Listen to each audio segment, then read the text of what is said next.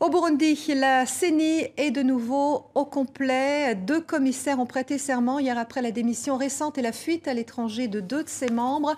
La commission électorale doit maintenant organiser les législatives du 29 juin et la présidentielle du 15 juillet.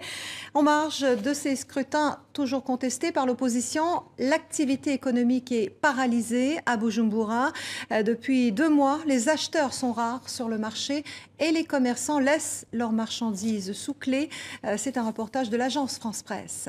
Dans ce dépôt de riz de Bujumbura, la capitale du Burundi, l'activité est au point mort. Il y a quelques semaines, la police est venue le fermer, accusant la gérante de vendre du riz aux manifestants.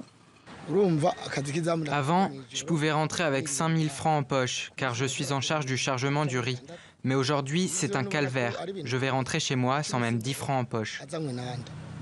La crise politique qui touche le Burundi depuis la fin mai a fait de Bujumbura une ville qui tourne au ralenti et a déjà ébranlé la frêle économie de ce petit pays d'Afrique de l'Est. Les manifestations y sont quasi quotidiennes depuis l'annonce du président Pierre Nkurunziza de se représenter pour un 3e mandat, une initiative contraire à la Constitution, selon les opposants. Les violences dans les rues ont forcé beaucoup de magasins et d'usines à suspendre leur activité. Certains établissements ont dû licencier et les routes coupées par des barricades empêchent l'approvisionnement des denrées de base. Du coup, les prix ont grimpé en flèche. Les prix de toutes les marchandises ont augmenté. Aujourd'hui, il faut travailler vraiment dur pour parvenir à s'acheter à manger. Les prix du riz, de la farine, des tomates ont grimpé. Sur ce marché de Bujumbura, beaucoup de clients ont déserté les allées. Faute d'argent, ils se limitent sur leurs achats.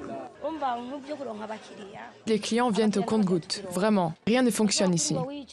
Alors qu'avant, on pouvait rentrer le soir chez nous avec une somme correcte. Maintenant, il nous arrive de passer des journées entières sans rien vendre.